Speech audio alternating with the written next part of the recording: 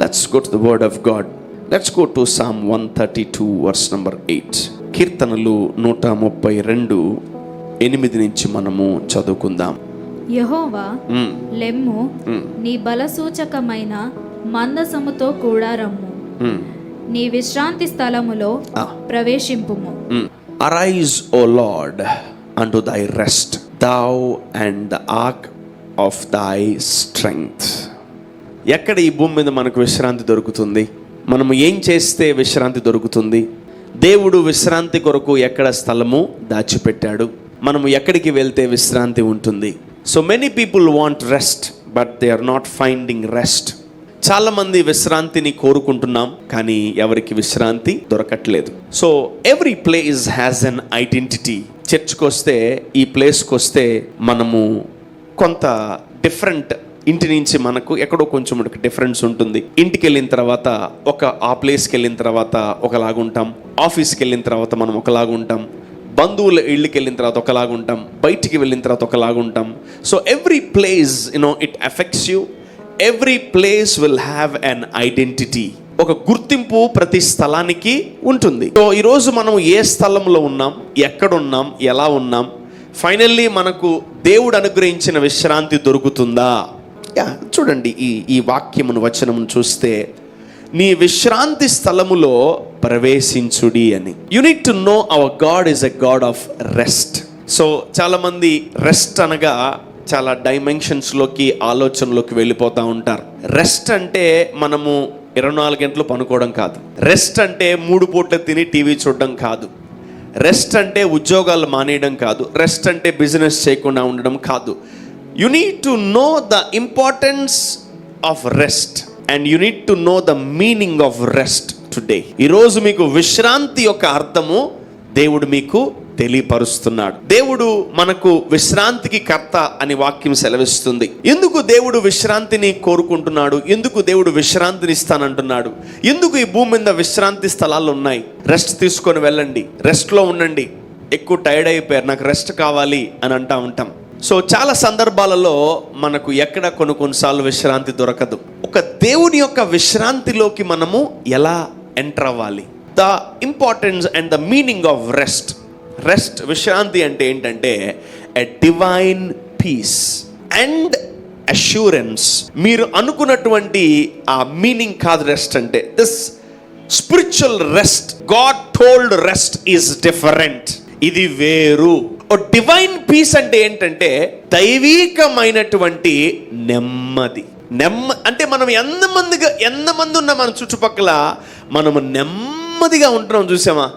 ఎన్ని కష్టాలున్నా, ఎన్ని అప్పులున్నా, ఎన్ని రోగాలున్నా, ఎన్ని బాధలున్నా మనలో ఒక నెమ్మది ఉంటుంది. దేవుడు కార్యము చేస్తాడని. And that is nothing but a divine peace in your life. So if you are tapping God's rest, if you are focusing on rest, and the Lord will give you a divine peace. దేవుడు మాత్రమే మనకు rest ఇవ్వగలడు. ఇంకెవ్వరు ఈ భూమి మీద మనకు rest ఇవ్వలేరు. Number 1, the meaning of rest is a divine peace. And number 2, the meaning of a divine rest is a divine provision. Divine provision అంటే దైవికమైన సహాయం. He provides things. నీకేమైతే కావాలో అది దేవుడి దగ్గర నుంచి రావడమే a divine provision. A divine provision, సమకూర్చబడుట. నీ కొరకు నువ్వు కష్టపడకుండానే, నువ్వు అడగక మునుపే దేవుడు నీకు ఇస్తుంటే, and you will be under what? A divine provision. And number 3, the meaning of rest, a divine security. నా బిడ్డలు క్షేమంగా ఉన్నారు, నా పెనిమిటి క్షేమంగా ఉన్నాడు, నా భార్య క్షేమంగా ఉంది, నేను దేవుని యొక్క కాపుదల్లో క్షేమంగా ఉన్నాను, దేవుని యొక్క రెక్కల కింద నేను భద్రంగా ఉన్నాను, దేవుడి యొక్క దూతల కింద నేను సేఫ్గా ఉన్నాను అని ఎప్పుడైతే నువ్వు వాక్యాన్ని నమ్మి బలపడతావో, గుర్తుపెట్టుకో, you will have a divine security. వాక్యం వింటున్న ప్రతి బిడ్డ విశ్రాంతిలోకి ప్రవేశిస్తారు. ఆమేన్. You will enter into rest in Jesus name. నీకు ఒక అనిపించింది అనుకో, నేను హ్యాపీగా ఉన్నాను, నేను సెక్యూర్గా ఉన్నాను, నేను ఆయన చేతిలో, దేవుని చేతిలో సెక్యూర్గా ఉన్నాను, my life is secure, I'm having insurance, మనం ఇంత గొప్ప దేవుణ్ణి కలిగి కూడా మనం ఎందుకు నెమ్మదిగా లేమంటే మనకు నిజమైన విశ్రాంతి యొక్క అర్థము తెలియకనే మనం ఏం చేస్తున్నామో ఇబ్బంది పడుతూ ఉన్నాం. దేవుడే నా కాపుదల, దేవుడే నా బిడ్డల్ని కాపాడుతున్నాడు, దేవుడే నా కుటుంబాన్ని కాపాడుతున్నాడు, దేవుడే నా సంఘాన్ని కాపాడుతున్నాడు, దేవుడే నా కుటుంబాన్ని కాపాడుతున్నాడు అని నువ్వు ఒకవేళ తెలుసుకోగలిగితే you are in rest. God bless you. You are in rest. It's all about the understanding of God. దేవుణ్ణి అర్థం చేసుకునే విధానము ఉంటుంది. నిర్గమకాండము 33వ అధ్యాయము 14వ వచనాన్ని చదువుకుందాం. అందుకు ఆయన, నా సన్నిధి నీకు తోడుగా వచ్చు, నా సన్నిధి నీకు తోడుగా వచ్చును, నేను నీకు విశ్రాంతి కలుగజేసేదనగా, నేను నీకు విశ్రాంతిని కలుగజేసేదను అనగా, మోషే నీ సన్నిధి రాని ఎడల ఇక్కడ నుండి మమ్మును తోడుకొని పోకుము. నా ఎడలను నీ ప్రజల ఎడలను నీకు కటాక్షము కలిగినదని దేని వలన తెలియబడును? నీవు మాతో వచ్చుట వలనే గదా. ఎస్, చూడండి, ఇక్కడ ఒక ప్రామిస్ ల్యాండ్కి వెళ్ళడానికి మోషే దేవుణ్ణి అడుగుతున్నాడు, మాతో రా ప్రభు అన్నప్పుడు దేవుడు ఒక మంచి మాట మోషేకి తెలియపరిచాడు. ఏంటి తెలుసా అది? దేవుడు రమ్మని మోషే అడిగినప్పుడు దేవుడు మోషేతో అన్నాడు, నా సన్నిధి నీకు తోడుగా వచ్చును, నేను మీకు విశ్రాంతిని కలుగ చేస్తాను. నేను విశ్రాంతి అనే పదం వాడుతున్నప్పుడల్లా మీరు ఈ 4 పాయింట్లు అక్కడ పెట్టుకోవాలి. ఆమేన్. Rest is nothing but a divine peace. Rest is nothing but a divine provision. Rest is nothing but a divine security. నువ్వు అవునన్నా కాదన్నా నీ జీవితంలో ఉన్న బంధకాల ద్వారా నువ్వు అలిసిపోయావు. నువ్వు అవునన్నా కాదన్నా, you are tired my son, you are tired my dear daughter. And father lord, తండ్రి అయిన దేవుడే విశ్రాంతి గురించి మాట్లాడుతున్నాడు. ప్రామిస్ ల్యాండ్లోకి వెళ్ళాలంటే వాళ్ళు ముందుగానే ప్రిపేర్ చేసుకుంటున్నారు. There is a resting place. ఇప్పుడు ఇజ్రాయెల్ ప్రజలు 400 సంవత్సరాలు ఎక్కడున్నారు? బానిస బతికారు. They are under slavery. ఒక దాసులుగా ఉండిపోయారు, దాసులుగా. ఇప్పుడు దేవుడు ఒక మంచి స్థలంలోకి తీసుకెళ్తున్నాడు. దాని పేరు ఏం పేరు తెలుసా? విశ్రాంతి తీసుకునే స్థలం అంటది. ఆమేన్. పాలు తేనెలు ప్రవహించే దేశము ఇంకొక పేరేంటి? The place of rest. ప్రభా 400 years మేము సఫర్ అయ్యాము, మరి ఇప్పుడు నెక్స్ట్ ఏంటి ప్రభా అంటే, ప్రభు అన్నాడు వాళ్ళకి రెస్టే. మొదటి దినవృత్తాంతముల గ్రంథము 28వ అధ్యాయము 2 నుంచి మనము చదువుకుందాం. 1 Chronicles 28 verse number 2. అందుకు రాజైన దావీదు లేచి నిలవబడి ఇలాగు సెలవిచ్చెను, నా సహోదరులారా, నా జనులారా, నా మాట ఆలకించుడి. యెహోవా నిబంధన మందసమునకును మన దేవుని పాదపీఠమునకును విశ్రమ స్థానముగా ఉండుటకు ఒక మందిరము కట్టించవలెనని నేను నా హృదయమందు నిశ్చయము చేసుకొని సమస్తమును సిద్ధపరచితిని. వావ్! ఈరోజు దావీదు ఒక మాట అంటాడు, ఏం తెలుసా? మందిరానికి ఇంకో పేరు కూడా పెట్టాడంట ఆయన, ద హౌస్ ఆఫ్ రెస్ట్. ఈ ఆర్క్ ఆఫ్ కవెనెంట్ ని ఆయన అక్కడ పెట్టేటప్పుడు, నేను ఒక మందిరానికి సంబంధించినటువంటి విశ్రాంతి స్థలాన్ని నేను కట్టాలనుకుంటున్నాను అంటున్నాడంట. సో ఈరోజు మీరు ఒక డివైన్ రెస్ట్లోకి వచ్చేస్తున్నారు. దేవుడు మిమ్మల్ని రెస్ట్లోకి తీసుకెళ్ళిపోతున్నారు. ఇప్పుడు దాకా అలజడి, భయము, ఆందోళన, ఏమైపోతానేమో, చచ్చిపోతానా బతుకుతానా, అసలు ఉంటానా పోతానా, నా లైఫ్లో నేను డబ్బు చూడగలనా, నా లైఫ్లో నేను ఆశీర్వాదం చూడగలనా అని ఒకవేళ నువ్వు టెన్షన్తో బతుకుతుంటే, నా ప్రభు నీకు చెప్తున్న మాట ఏం తెలుసా? నా సన్నిధి నీకు తోడుగా వచ్చును, నేను నీకు విశ్రాంతిని కలుగు చేస్తాను. ఇంకోటి మీకు గుర్తుపెట్టుకోండి, you came to the rest place. So when you come to the house of rest, you receive a divine peace, you receive a divine provision, you receive a divine security. నువ్వు విశ్రాంతి కొదువై ఉందా నీలో ఇప్పుడు దాకా? And this house shall be called as a house of prayer, and there is another name called, this house is a house of rest. ఇక్కడ నీకు విశ్రాంతి కలుగుతుంది. అంటే ఏం తెలుసా? విశ్రాంతి అంటే పనుకోమని కాదు, చైర్లు చేసి. No, that's not the meaning of rest. విశ్రాంతి అంటే ఏం తెలుసా? This is a house of what? Security. This is a house of provision. This is the house of what? A divine peace. When you come to his house, you will get peace. అంటే ధైర్యం వచ్చేస్తుంది నీకు. అప్పుడు ఏమైతే తెలుసా? నెమ్మది. నేను pass అయిపోతా, నేను ఎగ్జామ్స్ నేను పాస్ అయిపోతా, అయ్యగారు ప్రార్థన చేసి నాది అయిపోతా, అంతే, నాది అంతే, గెలిచేస్తాను. ఆమెన్. No doubt about that, no doubt about that.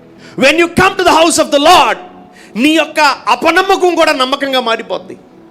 నీ యొక్క డిసప్పాయింట్మెంట్ కూడా, డిస్కరేజ్మెంట్ కూడా నమ్మకంగా మారిపోతుంది. నువ్వు దేవుని మందిరంకి వచ్చినప్పుడు, విశ్రాంతి స్థలంలోకి వచ్చినప్పుడు నీ మైండ్ మారిపోద్ది. ఆమేన్. మీకు విశ్రాంతి ఇచ్చేదాకా నేను నిద్రపోను. ఆమేన్. ఎందుకంటే మీరు విశ్రాంతి లేకపోతే నాకు నెమ్మది లేదు. You need to know about your father. మీ తండ్రి గురించి మీరు తెలుసుకోవాలి. మీరు నెమ్మదిలో లేకపోతే, మీరు సెక్యూరిటీలో లేకపోతే, మీరు ప్రొటెక్షన్లో లేకపోతే, మీలో ప్రొవిజన్ రాకపోతే, మీ జీవితంలో ఆశీర్వాదాలు లేకపోతే దినదినము ప్రసవ వేదన నాకు. I'm not just a happy man to live my own personal life. నేను నా సొంత జీవితాన్ని జీవించుకోవడానికి నేను ఇక్కడ లేను. I need to take care of the sheep. I need to think about the sheep. I need to pray about the sheep. గొర్రెల కొరకు ప్రార్థన చేయడానికి దేవుడు నన్ను ఎన్నుకున్నాడు. నా గొర్రెలు బాధపడుతుంటే, నా గొర్రెలు వేదనలో ఉంటే, నా గొర్రెలు శోధనలో ఉంటే, నా గొర్రెలు ఏడుస్తూ ఉంటే నాకు ముద్ద దిగదో, నిద్ర పట్టదు. గుర్తుపెట్టుకోండి. పాస్టర్ గారికి ఏం హ్యాపీగా ఉన్నారు, పొరపాటు లేనమ్మా. No way, no way, no way. Because my sheep should be happy. నా గొర్రెలు సంతోషంగా ఉంటే కాపరికి ఎంతో సంతోషం. నా గొర్రెలు తింటూ ఉంటే కాపరికి ఎంతో సంతోషం. నా గొర్రెలు ఎదుగుతూ ఉంటే కాపరికి ఎంతో సంతోషం. నా గొర్రెలు దీవించబడుతుంటే కాపరికి ఎంతో సంతోషం. నా గొర్రెలు నెమ్మదిగా ఉంటే, ప్రొటెక్షన్లో ఉంటే నాకెంతో సంతోషం. The church is a place of rest. నీకెన్ని టెన్షన్ల మీద వచ్చినా, నువ్వు ఎంత అలజడిలో వచ్చినా, నువ్వు ఎంత ప్రెషర్లో వచ్చినా, నువ్వు ఎంత రోగంతో వచ్చినా, you will get a solution in this place, man. You will get a solution. Because David said, ఈ నిబంధన మందసాన్ని ఎక్కడ పెడదామంట?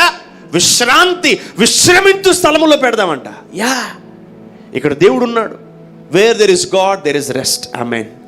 ఎక్కడ దెయ్యం ఉంటుందో అక్కడ అలజడి ఉంటుంది. నీ ఇంట్లో అలజడి ఉందా? నీ హృదయం అలజడి ఉందా? నీలో దెయ్యం ఉంది. చూసుకో, అద్దంలో చూసుకో. నీ దెయ్యం కనిపిస్తే కళ్ళు బయటకు వచ్చేస్తాయి, పళ్ళు బయటకు వచ్చేస్తాయి, ముక్కులు బయటకు వచ్చేస్తాయి. నీలో దెయ్యం కనిపించేస్తుంది బయటకు.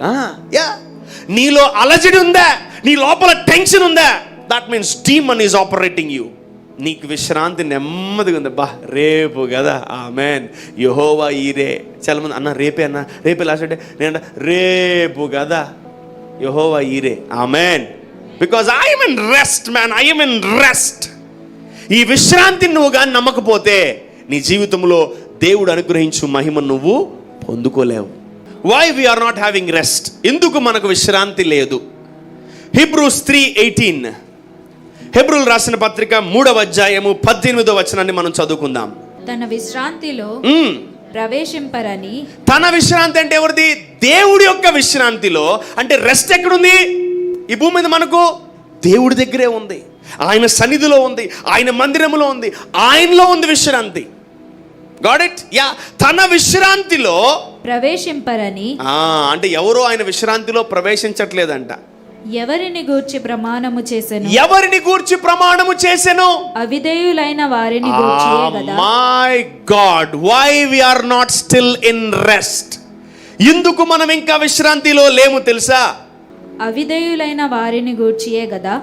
కాగా అవిశ్వాసము చేతనే వారు, అది because of their unbelief they didn't enter into rest.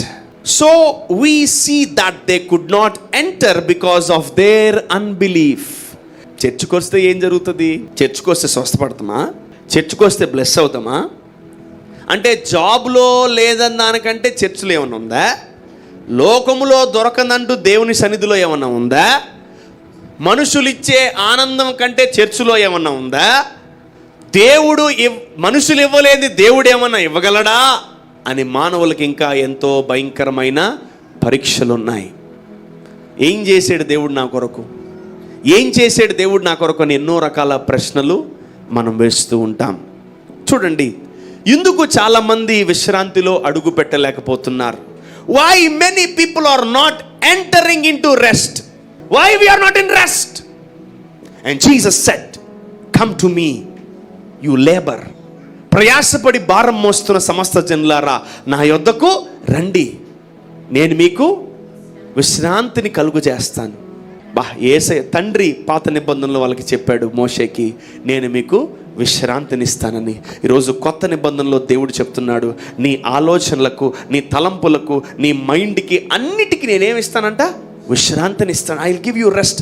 ఎందుకు కొందరు విశ్వాసులు, కొందరు క్రైస్తవులు, కొందరు దేవుని బిడ్డలు ఎందుకు విశ్రాంతిలో ప్రవేశించలేకపోయారు?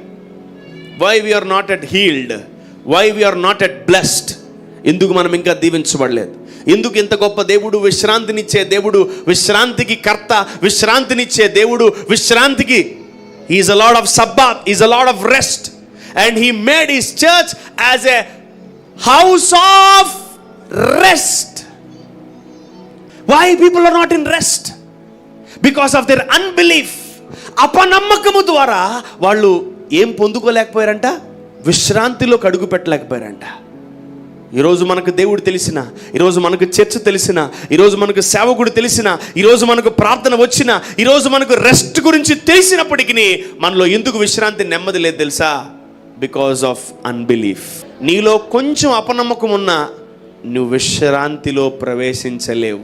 ఎవరైతే దేవుణ్ణి నమ్మారో, ఎవరైతే దేవుణ్ణి విశ్వసించారో, ఎవరైతే విశ్వాసం ఉంచారో వాళ్ళందరూ విశ్రాంతిలో అడుగుపెట్టారు. ఆమేన్. ఈరోజు ఇక్కడ వాక్యం వింటున్న ప్రతి ఒక్కరు కూడా నీవు దేవుణ్ణి విశ్రాంతిలో అడుగు పెడతావు. ఆమేన్. God is rest. ఆమేన్. దేవుడే విశ్రాంతి అయి ఉన్నాడంట. ఆమేన్. ఆయన 6 రోజులు పనిచేశాడు, 7వ రోజు ఏం చేశాడు? ఆయన విశ్రాంతి. This day is a day of, చెప్పాలి, ఈ రోజు రెస్ట్ రోజు, ఈ స్థలము రెస్ట్తో కూడిన స్థలము, ఈ దేవుడు రెస్ట్నిచ్చే దేవుడు, ఈ వాక్యము విశ్రాంతినిచ్చే వాక్యము, ఈ తండ్రి విశ్రాంతినిచ్చే తండ్రి, ఈ యేసయ్య విశ్రాంతినిచ్చే దేవుడు. ఆమేన్. ఇన్ని చోట్ల మనకు విశ్రాంతి ఉంటే why still we are tired? And that means we are not meditating rest, we are meditating restlessness. మనము విశ్రాంతి లేనితనాన్నే ఎక్కువగా ధ్యానిస్తున్నాం. ఒక చీకటిని ధ్యానించేవా, అలిసిపోతావు. ఒక ఆలోచన ఫెయిల్యూర్ ధ్యానించేవా, అలిసిపోతావు. ఒక పాపాన్ని ధ్యానించేవా, అలిసిపోతావు. ఒక చీకటిని ధ్యానించేవా, అలిసిపోతావు. నీ గతాన్ని ధ్యానించుకుంటున్నావా, అలిసిపోతావు. You will be tired my son, you will be tired my dear daughter. ఇంకోటి కూడా చెప్తున్నా, ఫైనల్ వర్డ్. మీ పక్కన గురించి ఆలోచించినా కూడా అలిసిపోతారు. మనకు దేవుడిచ్చిన ఒకటే ఒక కృప ఏం తెలుసా? ఆయన గురించి మాత్రమే ఆలోచించాలి, ఎవరి గురించి ఆలోచించకూడదు. మనం ఈ విశ్రాంతి ఎన్ని రోజులు ఉంటుంది? హీబ్రూస్ 4:9. అదే హీబ్రూలు రాసిన పత్రిక 4వ అధ్యాయము 9వ వచనాన్ని చదువుకుందాం. కాబట్టి దేవుని ప్రజలకు విశ్రాంతి నిలిచి ఉన్నది. ఎక్కడ నిలిచి ఉంది దేవుని ప్రజలకి? God is giving us rest. దేవుని పిల్లలకు విశ్రాంతి నిలిచి ఉన్నది. ఎందుకనగా దేవుడు తన కార్యములను ముగించి విశ్రమించిన ప్రకారము ఆయన యొక్క విశ్రాంతిలో ప్రవేశించిన వాడు కూడా తన కార్యములను ముగించి విశ్రమించును. Oh my God, look at this revolution. ఎవరైతే దేవుణ్ణి నమ్మారో, దేవుడు ఎప్పుడైతే 7 రోజులు కార్యములు జరిగించి ముగించి ఆయన విశ్రాంతి తీసుకున్నాడని నమ్ముతున్నారో, మీరు కూడా ఆయన విశ్రాంతిలోకి ప్రవేశిస్తున్నారని చెప్తున్నాడు. Look at that. కొంచెం జాగ్రత్తగా చదవండి, మళ్ళీ ఇంకొకసారి చదవండి. ఎందుకనగా దేవుడు, దీంట్లో మనం కష్టపడాల్సింది ఏం లేదు, జాగ్రత్త, మన గురించి మాట్లాడుతున్నాడు దేవుడు. ఎందుకనగా దేవుడు తన కార్యములను ముగించి. ఎవరి కార్యాలు? ఆయన కార్యాలు ముగించుకున్నాడు. ఆయన కార్యాలు ఏంటి? What is the works of God? నీ కోసం ఆయన ఏమైతే చేయాలనుకున్నాడో అవన్నీ ముగించాడంట.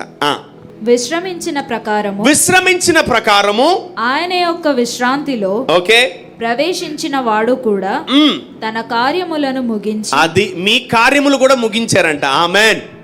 అంటే మీ కార్యములు కూడా ముగించారు అంటే మీరు కూడా అనేకమైన వాటిని జయించారని అర్థం. ఆమేన్.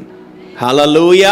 యేసు ప్రభువులో సిలువలో జయించిన ప్రకారం మనము కూడా జయించాం. నీ రోగాన్ని, నీ బలహీనతలను, నీ అప్పులను, నీ కాడులను, నీ యుద్ధాలని అన్నిటి నువ్వు జయించావు. ఆమేన్. ద అల్టిమేట్ రెస్ట్, జీవిత కాలపు విశ్రాంతి. ఒక విలువైన స్థలం ఉంది విశ్రాంతికి, ఏం తెలుసా? పరలోకం.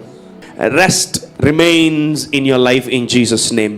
విశ్రాంతి మీలో నిలిచి ఉండును గాక.